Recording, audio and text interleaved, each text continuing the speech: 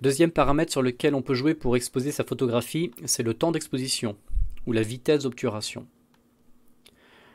Donc, je peux choisir par exemple un temps d'exposition très court, 1/1000, ou un temps d'exposition long, par exemple une demi-seconde ou 1 seconde, ou encore plus, 30 secondes, 1 minute. Et cela aura pour effet d'assombrir ou d'éclaircir ma photographie. Mais il y aura également un effet de mouvement sur la photographie.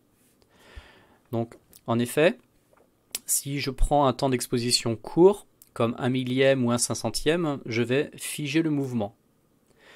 Et à l'inverse, si mon temps d'exposition est plus long, 1/4 de seconde, une demi-seconde, 1 seconde, etc., je vais donner un mouvement à la photographie.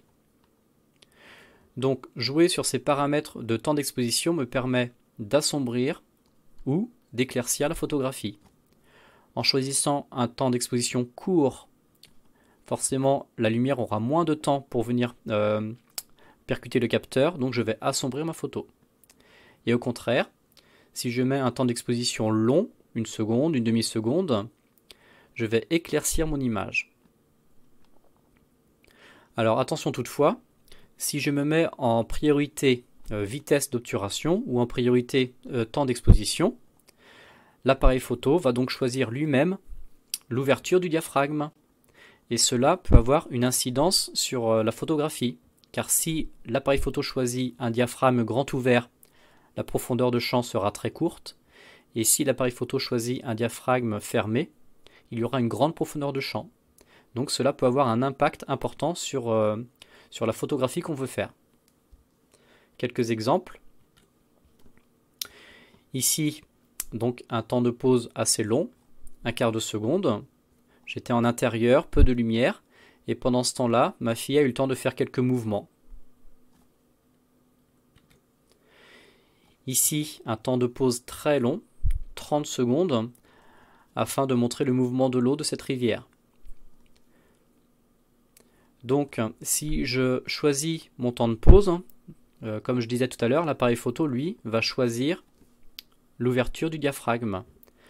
Alors, en choisissant 30 secondes, la lumière va mettre beaucoup de temps à percuter le capteur.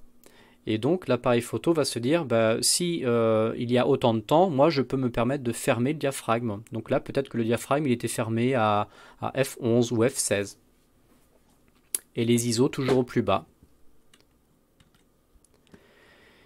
Ici, donc une photo un peu du style le cheval d'Armel, toujours. Donc là, je m'étais mis en priorité temps de pause ou priorité vitesse d'obturation. Et j'avais mis une valeur de 1/800 de seconde pour avoir juste en contre-jour le liseré de lumière sur le visage d'Elodie. Donc 1/800 de seconde, c'est un temps de pause très court. Donc l'appareil photo, lui, a choisi l'ouverture du diaphragme pour que ma photo soit exposée correctement. Mais attention, je ne voulais pas non plus que toute ma photo soit exposée. Je ne voulais pas voir l'arrière-plan, je ne voulais pas voir le premier plan.